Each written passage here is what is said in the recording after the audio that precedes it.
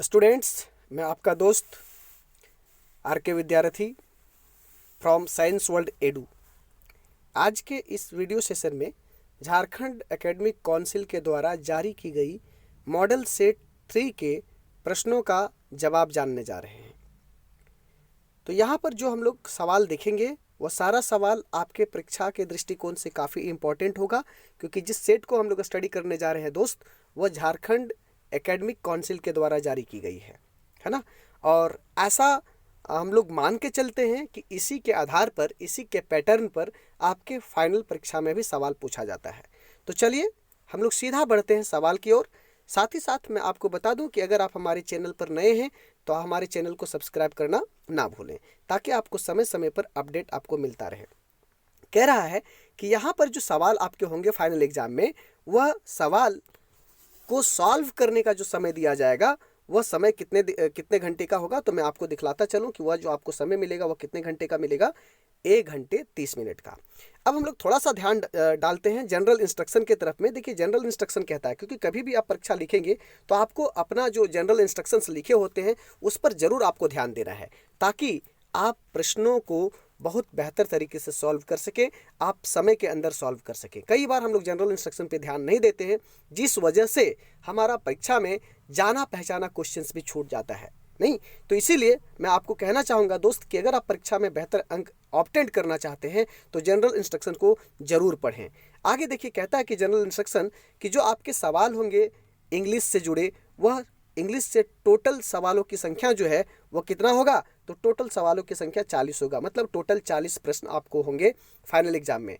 प्रत्येक प्रश्नों के लिए जो आपको अंक मिलेगा वह कितना मिलेगा, 1 अंक। मतलब टोटल 40 क्वेश्चन होंगे तो 40 मार्क्स का एग्जाम होगा। आगे कहता है कि जो आपको सवाल मिलेंगे ना, वह सारा सवाल ऑब्जेक्टिव होगा, और उस ऑब्जेक्टिव सवाल में हर एक प्रश्नों के लिए आपको 4 ऑप्शन मिलेंगे। यहाँ पर देखिए ये जिक्र किया गया है कि 4 ऑप्शंस आर गिवन, हर एक प्रश्नों के लिए 4 विकल्प आपको मिलेगा। साथ ही कहता है कि आपको उन 4 विकल्पों को पढ़ करके जो सबसे ज़्यादा सटीक विकल्प लगे उस विकल्प को आपको क्या कर लेना है, सेलेक्ट कर लेना है। ये चौथा इंस्ट्रक्शन में कहता है, चौथा निर्देश में ये बातचीत करता है। साथ ही साथ आपको ये भी बताता है कि आपके जो परीक्षा में सवाल पूछे जाएंगे वह 40 के 40 सवाल कंपलसरी होंगे। इट मीन्स एक भी ऐसा सवाल नहीं होगा जो और अथवा के पैटर्न पर होगा। मतलब 40 के 40 सवाल आपको सॉल्व करने हैं। ये था जनरल इंस्ट्रक्शन। अब देखिएगा आगे कहता है कि जो सवाल की शुरुआत होगी आपसे, वह सवाल की शुरुआत किससे होगा, तो सवाल की शुरुआत जो आपसे होगा वह सवाल की शुरुआत आपका पैसेज से होगा। देखिए यहाँ पर लिखता है कि read the passage carefully and answer the questions from 1 to 7। Students, मैं आपको बताना चाहूँगा कि जब भी आप इंग्लिश के सवाल लिखेंगे एकेडमिक के लिए, तो सबसे पहले जो सवाल पूछे जाते हैं वो पैसेज से शुरुआत होता है, सेक्शन ए। यहाँ पर भी क्लास 12th का भी जो आप टर्म 1 देंगे उसका भी सवाल पैसेज से ही स्टार्ट होने जा रहा है। अब देखिए कहता है कि ये जो पैसेज होता है वह किससे होता है, किसी आंदोलन बेस्ड होगा, किसी कहानी बेस्ड होगा, ये इन सारी चीज़ों पर आधारित होता है।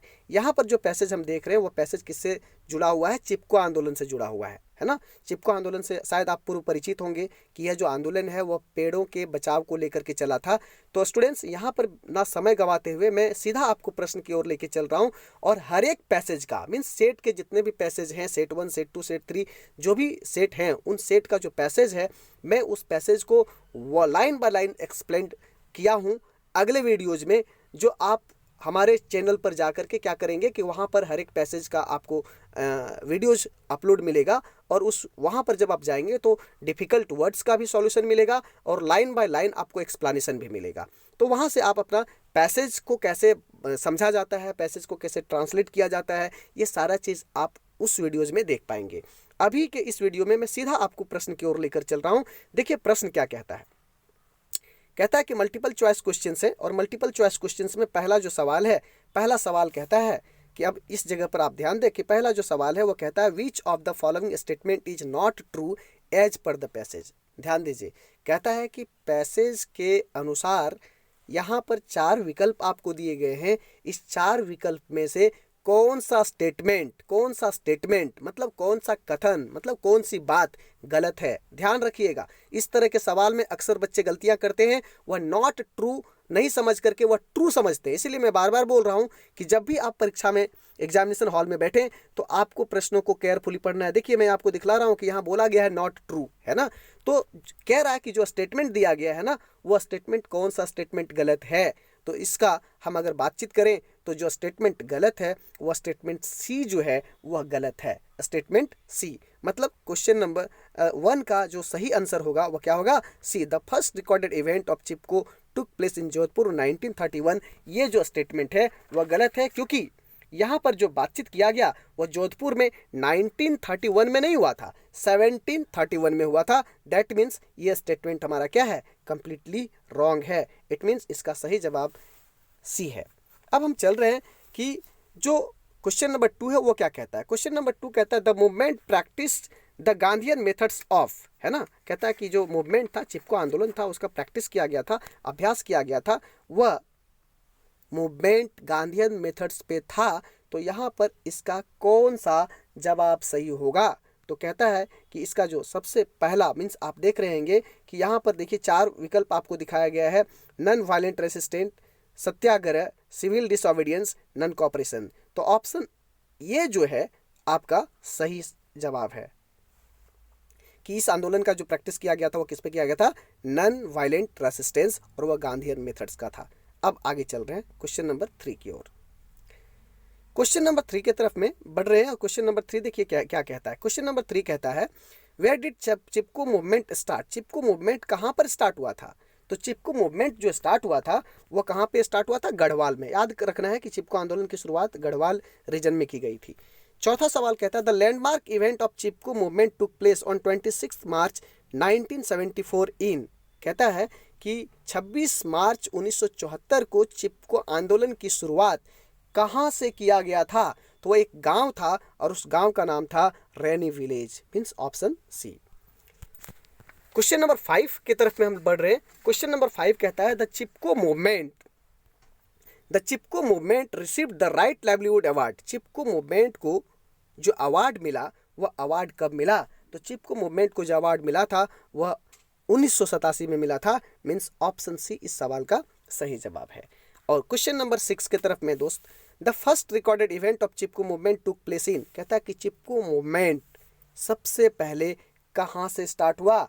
तो चिपको मूवमेंट की शुरुआत जिस गांव से किया गया था उस गांव का नाम खेजराली था, मीन्स ऑप्शन ए। 7वां, which word in the paragraph means same as attend to is. कहता है कि कौन से शब्द का मतलब है अटेंड टू।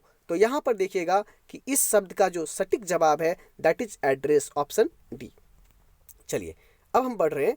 अब देखिएगा अब आगे जो है ना, यहाँ पर भी आपको सेकेंड जो है वो सेकेंड पैसेज होगा। सेकेंड जो है सेकेंड पैसेज मतलब आपके परीक्षा में 2 पैसेज मिलेगा। और यहाँ पर जो है वह किससे जुड़ा हुआ है, एक कहानी है। किससे जुड़ा हुआ है, एक कहानी है, एक घटना है, और उसी घटना से जुड़ा हुआ ये पैसेज है। और इस घटना में आपको याद दिलाऊं कि एक लड़की थी, जो लड़की क्या हो गई थी, बर्न कर गई थी, उसका चेहरा क्या हो गया था, जल गया था। और उसी से जुड़ा हुआ ये पूरी की पूरी पैसेज है। और इसी से जुड़े मीन्स इसी पैसेज से जुड़े पुनः यहाँ पर सवाल आपसे पूछ रहा है। दोस्त मैं फिर से आपको याद दिलाऊं कि इस पैसेज का लाइन बाय लाइन हम अगले वीडियोज में देंगे जो इसी चैनल पर अवेलेबल रहेगा। तो देखिए सवाल इस पैसेज से जुड़ा हुआ क्या पूछता है। कहता है कि जो लड़की थी, how old was Prema when A stove on which she was making coffee breast. ठीक है, तो कहता है कि जो लड़की थी ना, वो लड़की क्या कर रही थी भाई, जो स्टोव था, स्टोव तो आप समझते होंगे ना, तो स्टोव जो जला रही थी या स्टोव पे जो कॉफ़ी बना रही थी, तो उस वक्त उसकी उम्र जो है वह कितनी थी। तो उस बच्ची की उम्र जो थी वह 8 साल की थी, ऑप्शन बी। 9 नंबर question, the fateful incident took place in which year. कहता है कि ये जो घटना घटा ये कौन से साल घटा। तो यह घटना 1965 में घटी थी। इट मीन्स ऑप्शन सी इस सवाल का सही जवाब होगा। 10वां नंबर सवाल कहता है which part of her body was most affected by the incident. कहता है कि इस घटना में, स्टोव ब्रस्ट की घटना में, मतलब स्टोव के कह सकते हो फटने की जो घटना घटी, उस स्टोव के फटने की घटना घटने से प्रेमा का बॉडी के कौन सा भाग सबसे ज़्यादा अफेक्ट किया। तो यह क्या था, फेस। क्या था, फेस, मीन्स ऑप्शन सी।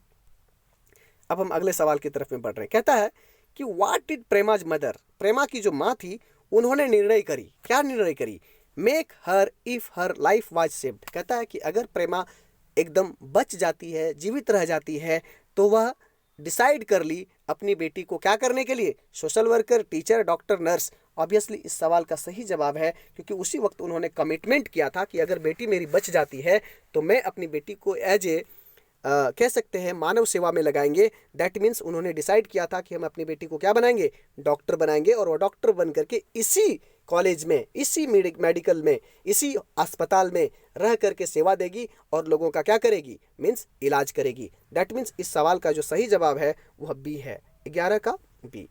12 नंबर सवाल, which of the following word means same as वो गिवन इन द पैसेज। कहता है कि एक वर्ड है, दैट मीन्स वो का क्या मतलब है, और इसका मतलब अगर हम लोग बातचीत करें तो इसका मतलब होता है, ओ का मतलब अगर मैं बातचीत करूं हिंदी में तो कहता है कि शपथ लेना, है ना। हम लोग कई बात बोलते हैं ना कि मैं शपथ लेकर कहता हूं कि जब हमारे यहाँ पर कोई भी जनप्रतिनिधि को हम लोग चुनाव में जीतते हैं तो उसको संविधान की शपथ दिलाई जाती है, नहीं, ओथ जिसको कहते हैं। तो यहाँ पर इस वर्ड से जो जुड़ा हुआ है, मतलब आप यूँ कह सकते हैं प्रतिज्ञा करना कह सकते हैं। दैट मीन्स इसका जो सही जवाब है वो क्या होगा, ए। अब नेक्स्ट वन कहता है, अब जो सवाल हम देख पाएंगे वो सारा सवाल रिटेन सेक्शन से जुड़ा हुआ है, दैट मीन्स ग्रामर पोर्शन से जुड़ा हुआ है ना। तो यहाँ पर आप इन सवालों को आप केयरफुली थोड़ा सा देखेंगे। आपने सब कुछ पढ़ा है मुझे उम्मीद है, और अगर आपने नहीं भी पढ़ा होगा तो मैं आपको विश्वास दिलाता हूँ कि आप पूरी वीडियोस तक बने रहें, आप पूरी तरह से सारी चीज़ों को सॉल्व करना सीख जाएंगे। तो कह रहा है कि in report writing narration of the event is always written in. कहता है कि अगर आप कोई रिपोर्ट लिखते हैं, है ना, रिपोर्ट लिखते हैं तो रिपोर्ट लिखने के दौरान जिस भी सेंटेंसेस का इस्तेमाल करते हैं, वाक्यों का इस्तेमाल करते हैं, तो वह वाक्य जो होता है वह हमेशा लिखा जाता है। किस में लिखा जाता है, तो याद करिए कि जब भी हम कोई रिपोर्ट लिखते हैं ना, वह इमीडिएट पास्ट होता है। किस में होता है, इमीडिएट पास्ट, मतलब ऑप्शन बी इसका सही जवाब होगा। ठीक है। अब 14 number question, while writing a note which of the following is a freely used. कहता है कि जब हम एक नोट लिख रहे होते हैं तो नोट लिखने के दौरान में हम बिल्कुल स्वतंत्र होकर के बार बार इस्तेमाल करते हैं। तो किसका इस्तेमाल करते हैं, एब्रिविएशंस का, एब्रिविएशंस का। ऑप्शन बी जवाब है। क्वेश्चन नंबर 15 कहता है, in a formal letter to the editor the complimentary close should be. कहता है कि जब आप कोई फॉर्मल लेटर लिखते हैं, है ना, तो फॉर्मल लेटर लिखने के दौरान जब हम कम्प्लीमेंट्री क्लोज करते हैं, ठीक है, तो कम्प्लीमेंट्री क्लोज जो होता है वह कम्प्लीमेंट्री क्लोज करने के लिए हम किन से किसका इस्तेमाल करते हैं, योर्स लविंग का, योर्स ट्रूली का, बोथ 1 and 2 का, नन ऑफ दिस का। तो स्टूडेंट्स आपको बता दें कि जब हम फॉर्मल लेटर लिखते हैं, फॉर्मल लेटर का मतलब होता है आप जितने भी ऑफिशियल लेटर लिखते हो ना, वो सारा ऑफिशियल लेटर क्या कहलाता है, फॉर्मल लेटर कहलाता है। या बिजनेस लेटर जो लिखते हैं, तो इस तरह के लेटर्स में जब भी हम कम्प्लीमेंट्री क्लोज करते हैं तो योर्स ट्रूली का इस्तेमाल करते हैं। मीन्स ऑप्शन बी इस सवाल का सही जवाब होगा। अब आप कहेंगे कि सर योर्स लविंग क्यों नहीं करते, तो योर्स लविंग का इस्तेमाल हम लोग पर्सनल लेटर में करते हैं, जो आप क्लास 10 और 9 में पढ़े होंगे, है ना। तो जब भी हम ऑफिशियल लेटर करें तो याद रखेंगे, ये सवाल कई बार पूछा जाता है परीक्षाओं में, तो ऐसे स्थिति में याद रखिए कि जब भी हम फॉर्मल लेटर के बारे में बातचीत करें तो कम्प्लीमेंट्री क्लोज हमेशा योर्स ट्रूली से होगा, और जब हम पर्सनल लेटर के बारे में बातचीत करें तो वहां पर हम लोग योर्स लविंग का इस्तेमाल करेंगे। क्वेश्चन नंबर 16 के तरफ में 16 कहता है, at which place with love can be used in a informal letter. समझिए, कहता है कि इनफॉर्मल लेटर के बारे में बातचीत किया जा रहा है, दैट मीन्स हम बात कर रहे हैं एक पर्सनल लेटर का।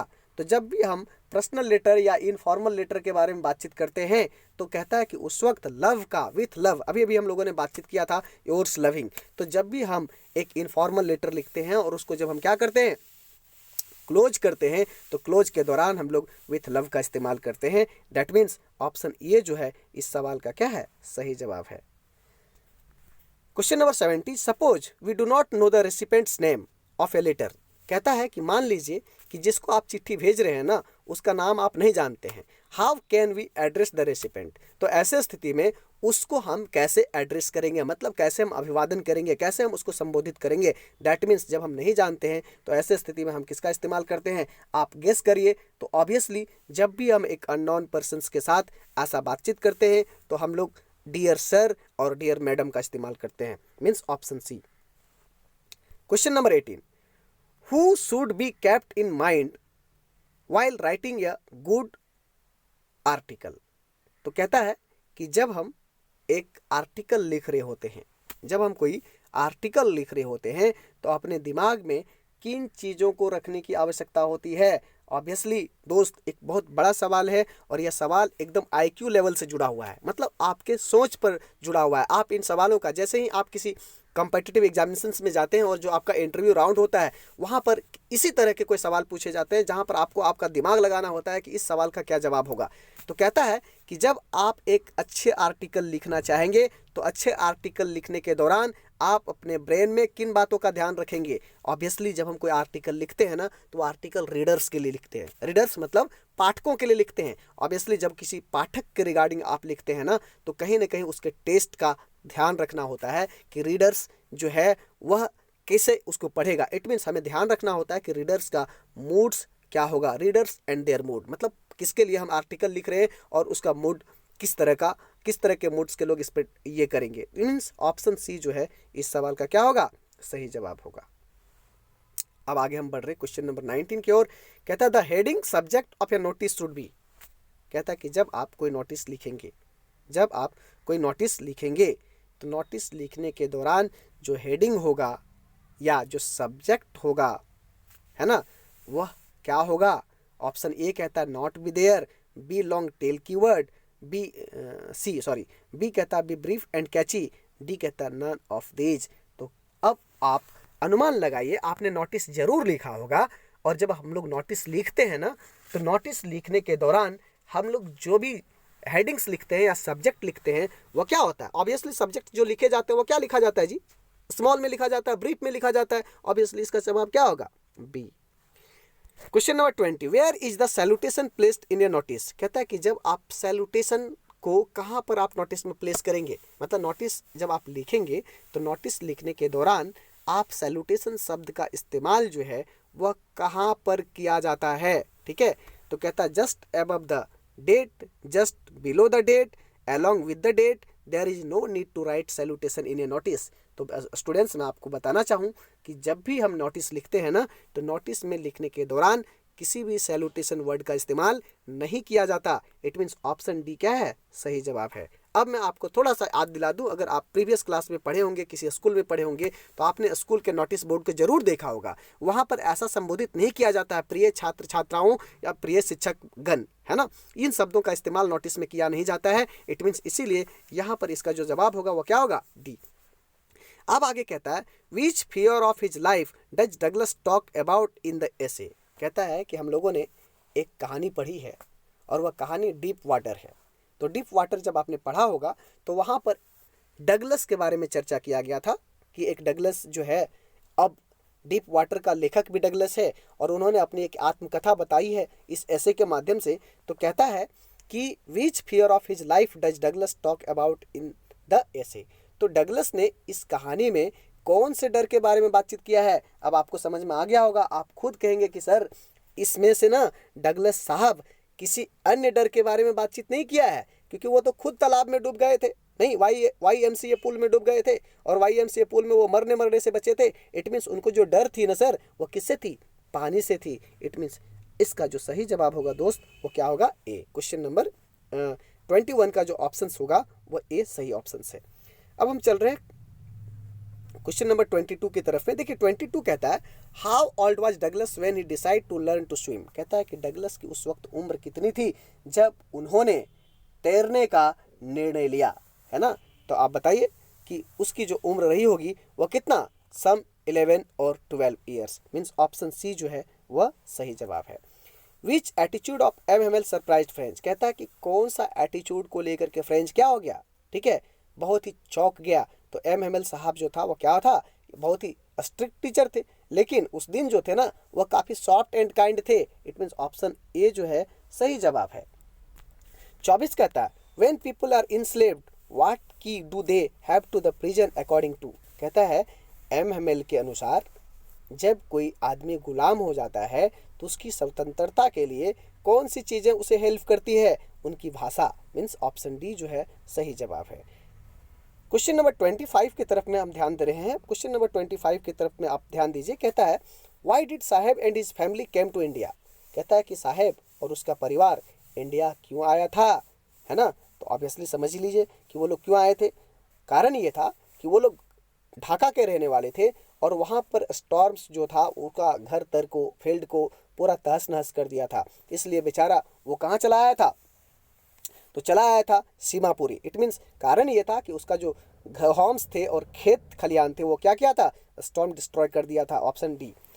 वेयर डज साहेब लिव, कहता है कि साहेब कहाँ रहता है, साहेब कहाँ रहता है। तो साहेब कहाँ रहता है आपको पता है ना, सीमापुरी में। ऑप्शन ए सही जवाब है। अब हम आगे बढ़ रहे हैं क्वेश्चन नंबर 27 की तरफ में। क्वेश्चन नंबर 27 कहता है which is the centre of India's glass blowing industry, कहता है कि भारत में चूड़ी से जुड़े जो इंडस्ट्री है वह उसका सेंटर है। वह सेंटर पॉइंट किसको माना जाता है, फिरोजपुर को, औरंगाबाद को, फिरोजाबाद को, है ना। ऑब्वियसली हम बोलेंगे कि फिरोजाबाद जो है वह ग्लास ब्लोइंग इंडस्ट्री का सेंटर पॉइंट है ना। Question number 28 in what kind of house does Mukesh live, कहता है मुकेश किस तरह के घर में रहता है। तो अब आप बताइए कि मुकेश के बारे में आपने पढ़ा होगा ना, लॉस्ट स्प्रिंग कहानी आपने पढ़ा होगा क्लास में। और क्लास में जब आपने लॉस्ट स्प्रिंग पढ़ा होगा तो हम लोग मुकेश के बारे में चर्चा किए, क्योंकि लॉस्ट स्प्रिंग में दो ही लोगों के बारे में चर्चा किया गया है, एक साहेब के बारे में और दूसरा मुकेश के बारे में। साहेब रेग पिकिंग का काम करता है और मुकेश जो है उसका पूरा परिवार बेंगल इंडस्ट्री में काम करता है, दैट मीन्स बेंगल मेकिंग का काम करता है। तो कहता है कि मुकेश का जो घर है ना, वो मुकेश का घर कैसा है, क्या उसका घर बड़ा है, क्या उसका घर छोटा है, क्या उसका घर हाफ बिल्ट हट है या हट है या झोपड़ी है। ऑब्वियसली उसका घर जो है हाफ बिल्ट हट है, means option C. Question number 29, question number 29 के तरफ में आप देखेंगे, कहता what symbol from the nature does the poet use to prove that keeping quiet is, कहता है कि पोएट ने कीपिंग क्वाइट में कौन कौन से सिंबल को प्रेजेंट किया है, नेचर के सिंबल को, जो क्या करता है कि हमें quite is not total inactivity. तो कहता है कि कौन कौन सी चीज़ों को किया है जो दिखलाता है कि वो निष्क्रिय नहीं है ना। वह अस्थिर तो दिखता है बट वह निष्क्रिय नहीं है। तो यहाँ पर आपको समझना है कि इसका जो सही जवाब होगा वह क्या होगा। तो हम लोगों ने कीपिंग क्वाइट में पढ़ा है कि अर्थ जो है ना वह ऐसा लगता है कि वह डेजर्ट हो गया, मतलब मरुस्थल बन गया, अब उसमें कोई पेड़ पौधे नहीं उग सकते। लेकिन बाद में जब हम लोग एक रेनी सीजन से गुजरते हैं तो क्या पाते हैं कि वही अर्थ जो टोटल इनएक्टिविटी दिख रहा था, ठीक है, वही अर्थ पुनः हरा भरा हो जाता है। दैट मीन्स ऑप्शन बी जो है सही जवाब है। क्वेश्चन नंबर 30 कहता है fisherman in the cold sea would not harm, कहता है कि फिशरमैन समुद्र में नुकसान नहीं पहुंचाएंगे, है ना। किसको नुकसान नहीं पहुंचाने के बारे में बातचीत किया जा रहा है, वेल्स के बारे में, मीन्स ऑप्शन बी इसका सही जवाब है। स्टूडेंट्स, अगर आपने अभी तक कीपिंग क्वाइट या किसी भी लेसन को नहीं पढ़ा है जो पोयम से जुड़ा हो, तो हमारे चैनल पर ऑलरेडी अपलोडेड है, आप वहाँ पर जा कर के इन पोयम्स को पढ़ सकते हैं, ताकि आप उस पोयम से जुड़े हर एक सवाल का जवाब आसानी से दे पाएँ बिना किसी रटे। चलिए क्वेश्चन नंबर 31 की तरफ में हम बढ़ रहे हैं। क्वेश्चन नंबर 31 देखिए क्या कहता है। क्वेश्चन नंबर 31 कहता है वाई वाज मदर्स फेस पेल। अब ये जो सवाल है माई मदर एट 66 से लिया हुआ है। कहता है कि जो मेरी माँ है ना, तो मेरी माँ मतलब वाई वाज मदर्स फेस पेल, कहता है कि माँ का जो चेहरा था वो क्या हो गया था, पीलापन हो गया था। तो माँ के चेहरे के पीलेपन होने के पीछे कारण क्या था। तो ऑब्वियसली हम लोग जान रहे हैं ना कि माँ जो है मतलब कमला दास की जो मदर है, वह कमला दास की मदर क्या हो गई थी, ओल्ड एज की हो गई थी, मतलब बहुत बूढ़ी हो गई थी। इसलिए उसका चेहरा क्या हो गया था, पीला हो गया था। और इसलिए इसका आंसर जो है वो क्या होगा, A, due to her age. What is poet's childhood fear, कहता है कि पोएट का, इट मीन्स कमला दास का बचपन का जो फियर था वह क्या फियर था।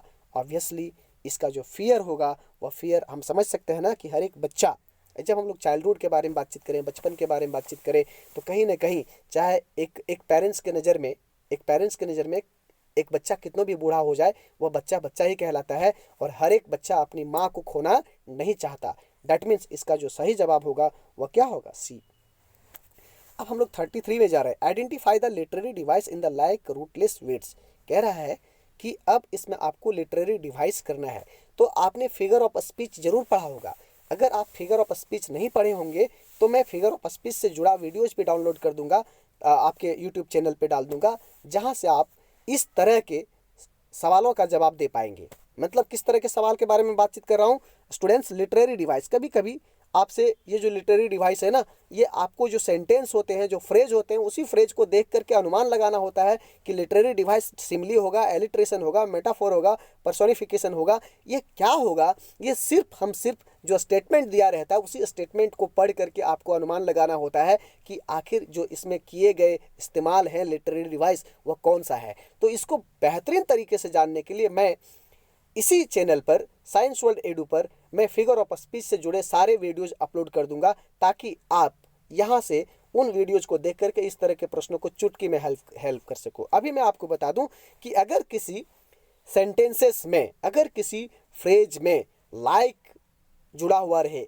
एज जुड़ा हुआ रहे, तब आप आंख बंद करके उस सवाल का जो सही जवाब करेंगे वह क्या होगा, सिमिली। याद रखेंगे कि वह उस लाइन में, मतलब उस लाइन में, उस स्टेटमेंट में क्या हो, लाइक हो, लाइक हो, एज हो, तब हम ऐसे स्थिति में उसको क्या बोलते हैं, सिमिली बोलते हैं। मीन्स ऑप्शन ए जो है वही सही जवाब होगा। Question number 34। क्वेश्चन नंबर 34 क्या कहता है कि what do the governor, inspectors, visitor in the poem defect. कहता है कि एन एलिमेंट्री स्कूल क्लासरूम, जब आप पढ़े होंगे यह सवाल वहाँ से उठाया गया है कि एन एलिमेंट्री स्कूल में क्या दिखलाया गया था कि जो बच्चे होते हैं ना, जो स्लम एरिया के बच्चे होते हैं, उस पर कोई ध्यान देता नहीं है। तो कहता है कि अगर उन बच्चों को हम बाहर निकालना चाहते हैं उस सराउंडिंग से, तो ध्यान देना पड़ेगा। किसको ध्यान देना पड़ेगा जी, ठीक है, गवर्नर को, इंस्पेक्टर्स को, विजिटर्स को इन द पोएम डिफेक्ट। कहता है इन सारे लोग जब तक ध्यान नहीं देंगे ना, तब तक हम क्या नहीं कर सकते, उन बच्चों के उज्जवल भविष्य की कामना नहीं कर सकते। इट मीन्स अगर हम इन सारे शब्दों के बारे में बातचीत करें, गवर्नर, इंस्पेक्टर्स, विजिटर्स, तो इन सारे को हम क्या बोल सकते हैं एक शब्द में, that means powerful and influential people. मतलब ऑप्शन डी जो है इस सवाल का क्या होगा, सही जवाब होगा। अब हम क्वेश्चन नंबर 35 की तरफ में बढ़ रहे हैं। क्वेश्चन नंबर 35 क्या कहता है, how many times John did the Tishani Doshi cross during her journey. आपने journey to the end of the earth जरूर पढ़ा होगा।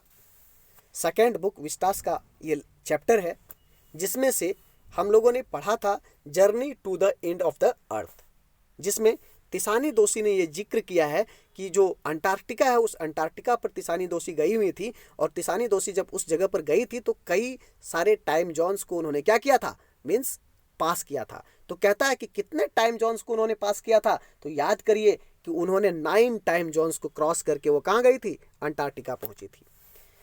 Question number 36, for how many years has the program students on ice been in operation.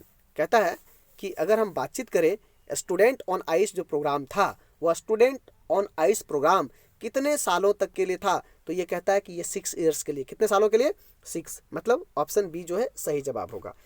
अब 37 कहता let tigers beware, who said this. कहता कि भैया बाघ सावधान हो जाओ, इस शब्द का इस्तेमाल किन्होंने किया है।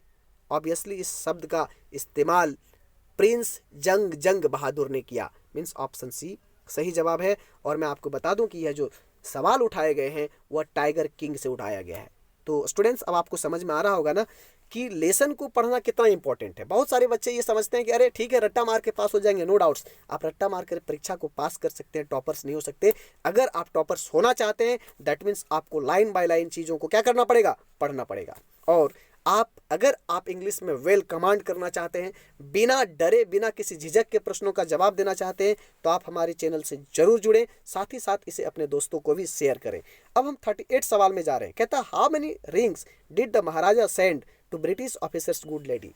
याद करिए कि टाइगर किंग चैप्टर्स में ये चर्चाएं की गई थी कि जो प्रतिबंधपुरम था वह खतरे में आ गया था ब्रिटिश ऑफिसर्स को लेकर के। तो वहाँ का राजा जो था, कौन राजा था, टाइगर किंग, जिसको हम लोग कह सकते हैं प्रिंस जंग बहादुर कह सकते हैं। तो उन्होंने क्या किया था कि ब्रिटिश ऑफिसर्स की वाइफ को उन्होंने सेंड किया था। क्या सेंड किया था जी, रिंग्स। कहता कि कितना रिंग्स उन्होंने सेंड किया था, और वह रिंग्स उन्होंने कहाँ से मंगाया था, तो मैं आपको बता दूं कि वह रिंग्स कोलकाता से मंगवाया था। और उस रिंग्स की जो संख्या थी, वह रिंग्स की संख्या 50 थी। मीन्स ऑप्शन सी जो है सही जवाब है। मतलब 50 रिंग्स ब्रिटिश ऑफिसर्स की वाइफ को भेजा था ताकि उसका जो राज है वो बच जाए।